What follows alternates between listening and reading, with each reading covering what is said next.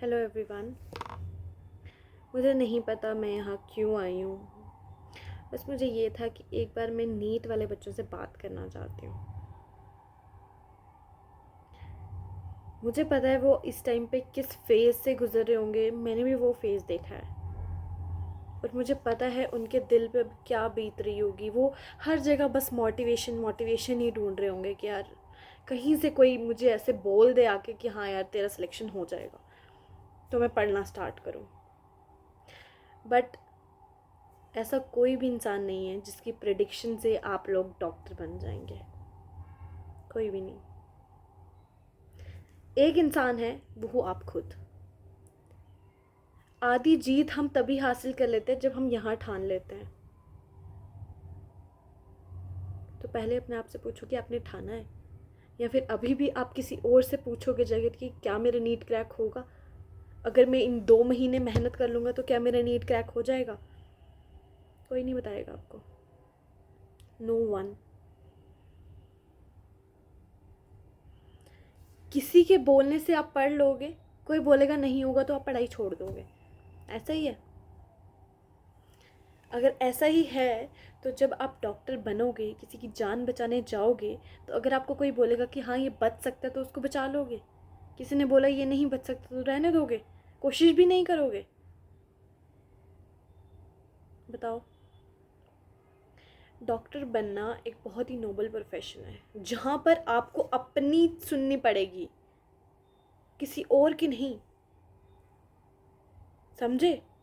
आपको अपनी मर्जी करनी पड़ेगी उस टाइम पे कि आपको कितनी नॉलेज है, आप अपना दिमाग कितना दौड़ा सकते हो, आप कैसे बचा सकते हो उस पेशेंट को, चाहे वो कितनी भी बुरी हालत में क्यों ना हो, आप कैसे बचा सकते हो उस पेशेंट को। That depends on you, not any one other. तो दूसरों की बात मत सुनो, खुद में सोचो कि आपको क्या चाहिए, आप क्या सोचते हो। मोस्ट ऑफ द बच्चे जो ये वीडियो देख रहे होंगे ड्रॉपर्स होंगे। एक बार वो दिन याद कर लो, बस एक बार आंखें बंद करो और वो दिन याद करो जिस दिन तुमने ड्रॉप के लिए अपने पेरेंट्स से लड़ाई की थी कि पापा मैं इस बार ज़रूर कर लूँगी, प्लीज़ मुझे एक मौका और दे दो। याद करो उसको कि मुझे एक मौका और दे दो प्लीज़। मुझे नहीं करना है कोई और कोर्स, मैं डॉक्टर ही बनना चाहती हूँ, मैं डॉक्टर ही बनना चाहता हूँ। प्लीज़ मुझे एक मौका और दे दो, मैं अपनी पूरी जी जान लगा दूँगा, पूरी मेहनत से मैं काम करूँगा। क्या हुआ? आंखों में आंसू आ गए? आ गए ना?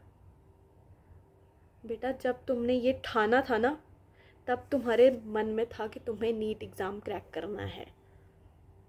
लेकिन आज तुम मोटिवेशन ढूंढ रहे हो। आज तुम्हें लग रहा है कि यार मैं सुबह नहीं उठ पाया तो कोई बात नहीं, कल से उठूँगा। अगर तुम्हें वो दिन याद है ना, जिस दिन तुमने अपनी नीट के लिए भीख मांगी थी, घर वालों से भीख मांगी थी कि प्लीज़ मुझे एक मौका दे दो, कैसे भूल सकते हो तुम उस दिन को यार? क्या तुम फिर से वही चीज़ चाहते हो अपनी लाइफ में? दोबारा उस चीज़ को फेस करना चाहते हो क्या?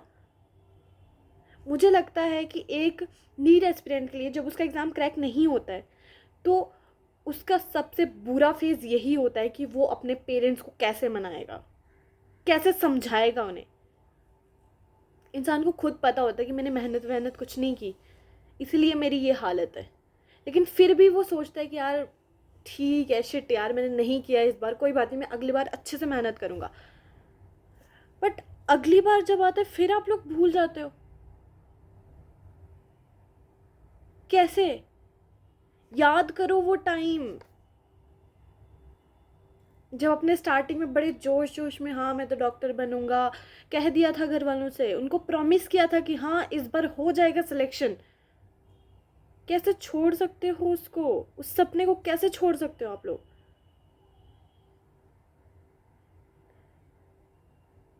भूल कर भी मत छोड़ो उस सपने को, क्योंकि बचपन से देखे हुए सपने ना अगर टूट जाते हैं ना, ज़िंदगी भर पछतावा होता है। ठीक है, तुम्हें लग रहा है कि पता नहीं सिलेक्शन होगा नहीं होगा, लीव इट यार, छोड़ दो,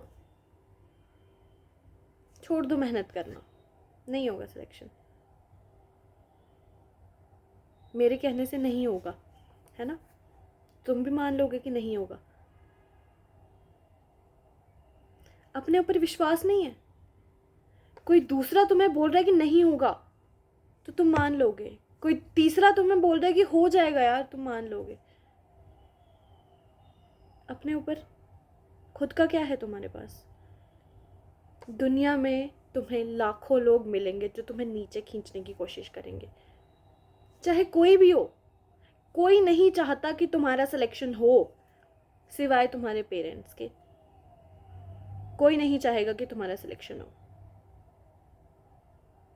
इसलिए दूसरों की बातों में आना बंद कर दो कि यार उसने मेरी बेइज्जती कर दी, उसने मुझे बोल दिया कि तेरे से कुछ नहीं होगा, तो सच में मेरे से नहीं होगा। Do give them a proper answer. और वो आंसर उनको कैसे दोगे आप लोग? जब आप लोग सिलेक्शन लोगे, है ना? तो पढ़ाई स्टार्ट करो। नहीं पढ़ा है अभी तक, कोई बात नहीं यार, अब करो मेहनत, स्टार्ट करो।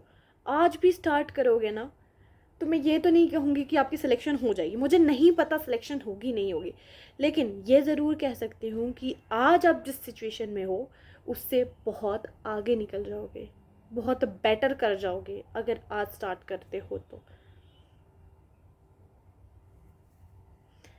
फिर दोबारा पेरेंट्स से वो चीज़ मांगना कि सॉरी पापा नहीं हो पाया मेरे से, बहुत बुरा फेज़ है वो। मत जाने दो अपने आप को मत अपने आप को उस दलदल में फंसाओ। कर लो मेहनत, इतनी मेहनत कर लो कि जब तुम नीट के एग्ज़ाम देने जाओ ना, तब तुम्हारे पेरेंट्स तुम्हें बोले कि यार बेटा मुझे नहीं पता तेरा सिलेक्शन होना है या नहीं होना, पर मुझे पता है तूने पूरी मेहनत की है अपनी, हमने जितना तुझे दिया है उतना तूने यहाँ पर मेहनत की है। इसके बाद जो होगा नहीं होगा वो बात की बात है, बट हमें तेरे पे पूरा विश्वास है।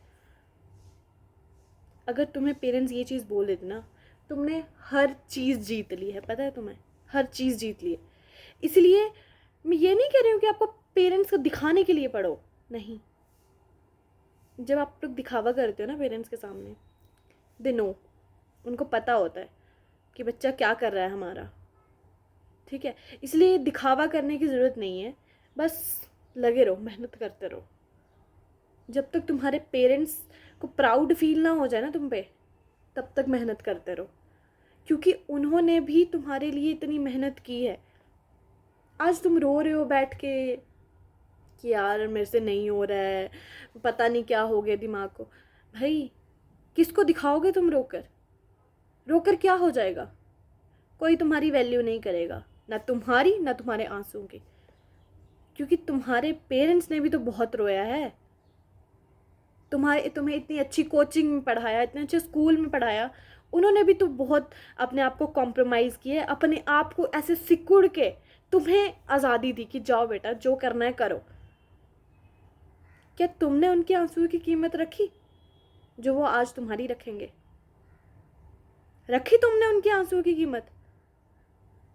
उन्होंने भी तो एक एक पैसा जोड़ जोड़ के तुम्हारे लिए इतना अच्छा इन्वायरमेंट बनाया कि तुम कॉम्पिटिटिव लेवल तक जा सको। जब तक आप दूसरों की रिस्पेक्ट नहीं करोगे, दूसरों के एफर्ट्स को रिस्पेक्ट नहीं करोगे, आपके खुद के एफर्ट्स भी किसी काम के नहीं हैं, समझे? इसीलिए अपने आप से वादा करो, अपने आप को समझाओ, अपना सेल्फ मोटिवेटर बनो। Don't keep on others. दूसरों पे मत वो करो, ध्यान करो कि हाँ यार इसको तो बड़ी मोटिवेशन है, इसके पापा तो ये हैं, इसकी मम्मा तो ये है।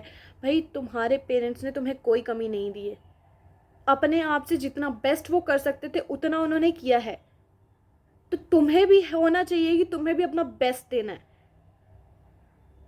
रो रो के बार बार अपने आप से सवाल पूछ के होगा नहीं होगा, डजेंट मैटर। जब तुम अपने वो लिखोगे ना, एक बार अपनी कॉपी खोलो, नोटबुक खोलो अपनी, उस पर अपने चैप्टर्स लिखो जो जो तुम्हें सिलेबस में है चैप्टर्स, और लिखो कि तुम्हें कब कब क्या कर रहा है। सब खत्म हो जाएगा बेटा। तुम्हें रियलाइज़ होगा कि तुम्हारे पास सांस लेने तक का टाइम नहीं है, जो तुम फालतू में टाइम वेस्ट कर रहे हो ये सोचने में कि तुम्हारा सिलेक्शन होगा नहीं होगा। You don't have time to breathe.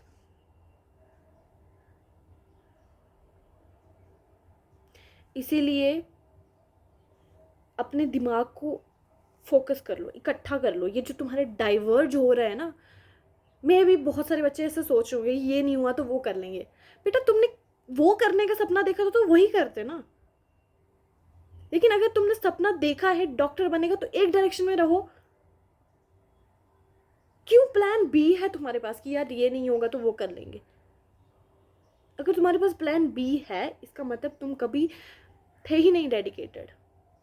तुम्हें कभी था ही नहीं कि तुम्हें ये एग्जाम क्रैक करना है.